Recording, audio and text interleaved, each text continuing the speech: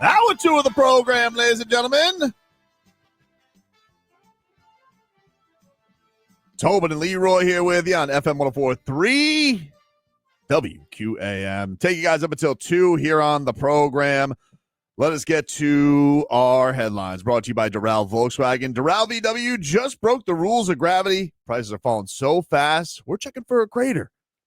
Volkswagen priced like they've lost their minds. Darrell VW, buckle up. No one sells for less. No one, dude. Miami Dolphins. They're going to practice today or tomorrow. I think they're practicing themselves today, and I think joint practices are tomorrow and Thursday.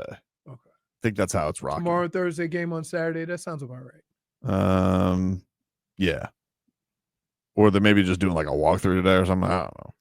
It says Barry Jackson. Oh, he says the Dolphins will get 2 young defensive backs back when they practice against the Lions on Wednesday and Thursday. They play Saturday. Yeah. Mike McDaniel said that Cam Smith will participate in practice sessions this week. Hey, how about that? Good for him.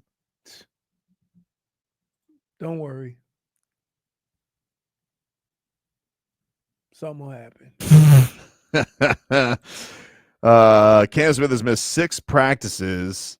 Sunday's preseason opener is what believed to be a soft tissue injury. After heading into camp trying to win a star's job, Smith is now fighting to simply make the team. Durability and inconsistent performance have been an ongoing issue with Smith, whose $1.4 million salary is not guaranteed, according to Barry Jackson. Yeah, but at $1.4 million, it's not, I mean, it's worth having a roster spot. I mean, it's worth sticking it out with him. It's only $1.4 million. Just hoping the light bulb goes off at some point. Yeah, because, I mean, if you deem he has talent, you ain't going to get another DB with that skill set for that price. What's the skill set, though? Respectfully, like as patient as they've been with him, they must feel he has some talent. I guess. Mike McDaniel also said, according to Barry Jackson, that their 2 injured offensive linemen, Andrew Meyer and Liam Eichenberg, won't be returning anytime soon. Eichenberg is on the physically unable to perform list. Sure. Meyer had arguably been the best Dolphins offensive lineman the first 10 days of camp before sustaining an undisclosed injury. McDaniel also says undetermined if Tyreek Hill and Jalen Waddle and linebacker Jalen Phillips will practice this week after sitting out Sunday's game. He says they are in conversation to play. Wow. The fact that nowadays you have conversations about whether you're going to play or not is amazing. One more piece. This is great. Oh, by the way, what's that? Cody, I'm never going to treat Cam Smith like Eli Apple. In case you don't understand how this all started, one, dude went to Ohio State. Let's start there. The other, he trashed my hometown. So that's why this Eli Apple thing is a thing.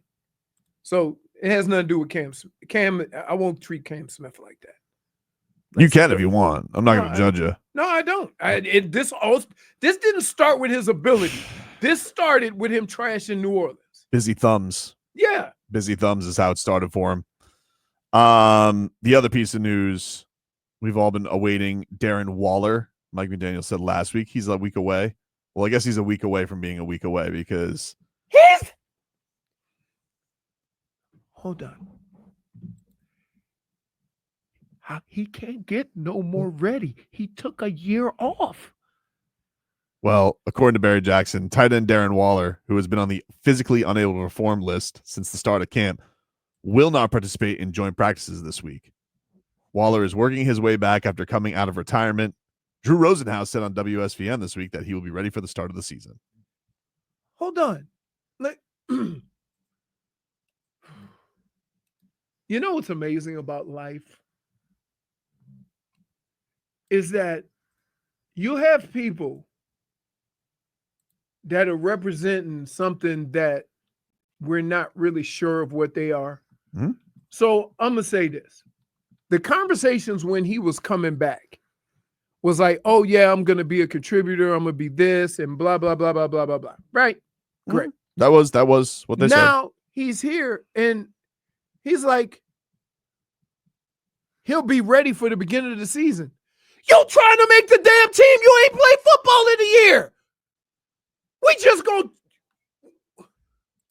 you just gonna be that guy? He's a week away from being. We don't know if he's that guy though. We don't know if he can play. Nope. So why are we just chalking it up to being ready for the regular season when he ain't played football? Dolphins should really just it really should just be on the wall somewhere. Just go at your own pace. We'll be ready when you're ready. No. It's the same thing happened with Odell Beckham Jr. This is basically what we're gonna say. At least Odell played the year before and had a pretty good year in Baltimore. So it's not like they got somebody who hadn't played football for a year. Now, I would say at any point in my career, if I had taken a year off, call that the old John Riggins. Yep. I would be healthier as an ox. I would be in more shape because I haven't had to hit for a whole year. How are you physically unable to perform? These are fair questions. These are fair questions. But don't worry, Drew Rosenhaus says he's going to be ready.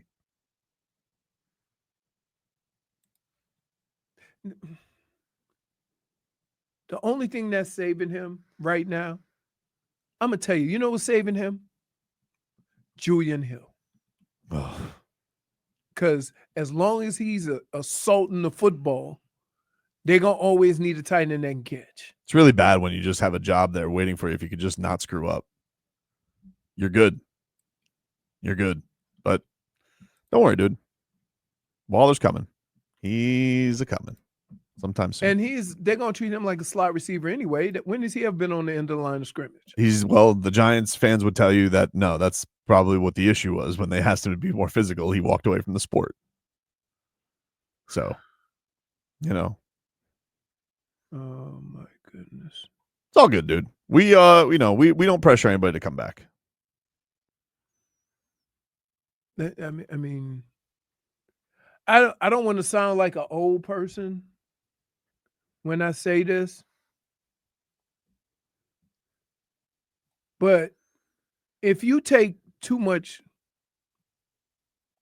caution into a physical sport, doesn't that lend guys not to be physical? Yes. Right? Like if you don't ever fight through anything, like I remember telling the coach one time, man, I'm really sore today. He's got to work it out. Work it out. Do some extra running. You got to get through that. It's camp. You go through soreness. I don't know. Jordo says, trust Drew. An agent wouldn't lie. Not an agent that want to get his guy paid. I mean, you ain't never heard of, you say, well, how you represent so-and-so. How is he? You have never seen the agent go, honestly, it really does feel like, look, respect to Drew Rosenhaus. If you introduce somebody to date one of your friends, they go, great personality. It really does feel like respect to Drew Rosenhaus. He's obviously a local legend. He's turned himself into a hell of an agent, probably the most famous agent in all the biz who's ever done it, right? Yeah. A real life Jerry Maguire. This dude literally goes back into his office with sheep shears and just time to fleece Stephen Ross again today. Dude's sitting here just anytime he needs a commission, he just goes to Stephen Ross. He goes, well, he does a shell game of well, this guy wants a new contract, but this guy wants a new contract. What if I trade both guys? I sign a guy and then I have them both under contract. He's amazing. You might as well just make him the general manager of the Dolphins. But then you know what? I don't even know if I don't know if he probably makes less. Chris Greer probably makes less than Drew Rosenhaus does. Remember the countless times Leroy said Chris Greer was good at his job? There's a lot of different levels to this. Right? One of the things that I like about Chris Greer is if you look at the guys that he's drafted, relative to the success rate of most drafts, he's actually hasn't done poorly. Right? Now, we just talked about one of his first picks in a draft. Hold on. That's not doing anything. Hold on. Now, the part that I have a problem with is I've never met a GM that didn't care about re-signing his guys. It makes him look good. Yep. So that's where I am with Chris Greer. If he had just had all the guys he drafted, this team would be better, which meant That's a good job. However, because of how you thrown out the money, you couldn't afford the guys that you brought in. Crazy, man. So that's where I am with that. It's not like there's some good. And when I say good, I look at how many guys you drafted that have either gotten big contracts or gotten paid or are still playing. That means that in the basic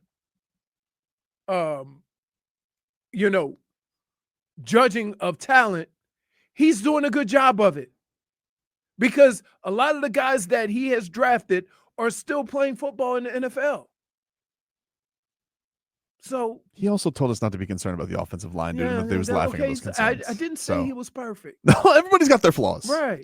And by the way, I was a little nervous when I heard that same explanation being used with the secondary.